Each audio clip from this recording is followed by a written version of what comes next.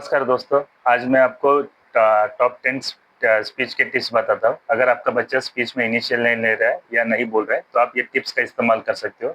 लेकिन दोस्तों याद रहे, इस वीडियो में उस टिप्स से ज़्यादा ज़रूरी इसका एंड पार्ट है, ताकि आपको रियलिटी पता चले कि ये टिप्स वाक़ई में कितने कारगर आज के दौर में है या नहीं है। तो मैं इस टिप्स को आपको बहुत शॉर्ट में बताता हूँ दोस्तों।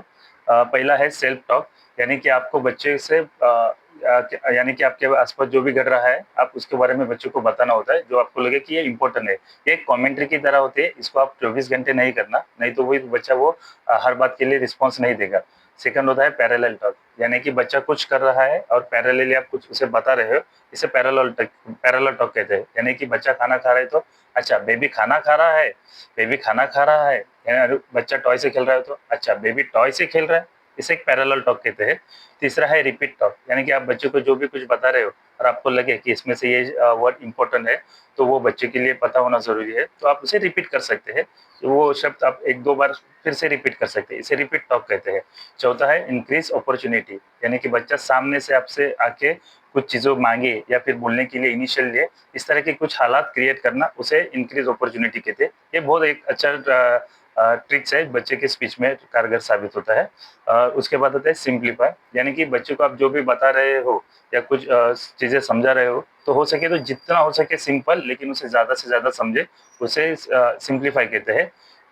अगला है इंक्रीज वर्ड, यानी कि बच्चे की सिचुएशन और हालात के अनुसार आप बच्चों में ज़्यादा लंबा चौड़ा सेंटेंस ना बोलते हुए शॉर्ट में बोलिए, और ज़रूरत के हिसाब से उसमें एक-एक शब्द को ऐड करते रहिए। छठा अगला टिप है मॉडलिंग, यानी कि आपको बच्चे को कुछ बताना है तो वो करके भी दिखाइए, उसे मॉडलिंग बोलते हैं। यानी कि बच्चे को आप शेक हैंड बोलोगे, शेक हैंड, तो वो सामने से शायद नहीं समझेगा या फिर इनिशिएट नहीं लेगा। तो ऐसे वक़्त में शेक हैंड, नमस्ते, नमस्ते, इसे एक मॉडलिंग भी कहते हैं दोस्तों।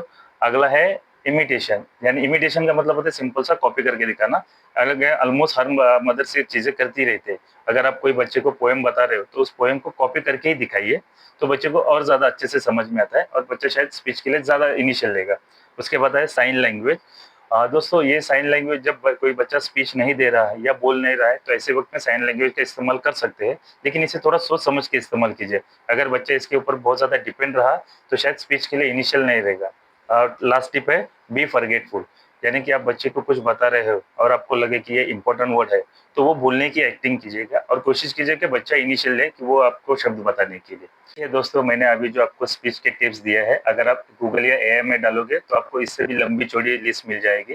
लेकिन आज के दौर में अगर बच्चे में स्पीच रिलेटेड कोई इश्यू दिखता है या फिर आपको लगता है कि बच्चे का स्पीच थोड़ा डिले हो रहा है, तो प्लीज़ इसे इग्नोर मत कीजिएगा। कोविड से पहले के हालात अलग थे, कोविड के बाद में अचानक हमारे बच्चों में ADHD, autism, speech delay, behavioural issue ये बहुत ज़्यादा स्पाइक करके गया है। शायद हो सकता है कि आने वाले कुछ समय बाद ये कम भी हो जाए, लेकिन प्लीज़ आज के दौर में अगर बच्चे से स्पीच रिलेटेड इश्यूज़ दिखे या फिर उसके साथ कई अदर सिम्पटम्स दिखे, तो उसे इग्नोर मत कीजिएगा, सही एक्सपर्ट के पास जाइएगा और उनसे सलाह ज़रूर लीजिएगा।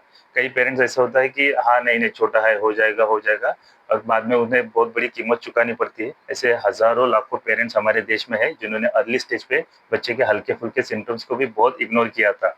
अगर आपको लगे कि हाँ, बाबा बच्चे में दिक्कत है तो कहाँ पे जाएँ, तो आप चाहे तो एक डेवलपमेंटल पीडियाट्रिशियन से डायरेक्टली कंसल्ट कर सकते हैं। अगर आपको लगे कि डेवलपमेंटल के साथ अदर और एक कंसर्न लेना है, तो आप एक ऑक्यूपेशनल थेरेपिस्ट के पास जा सकते हैं।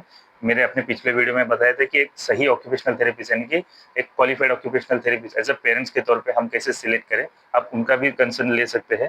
देखिए, अगर बच्चे में कुछ इश्यू दिखा भी, कि मान लीजिए कि आप डेवलपमेंटल पीडियाट्रिशियन के पास गए और पीडियाट्रिशियन ने कहा हाँ, अर्ली स्टेज पे कुछ सिम्पटम्स है, कुछ इश्यूज़ है, तो थेरेपी के लिए उन्हें बाद में ओटी के पास ही भेजना पड़ता है।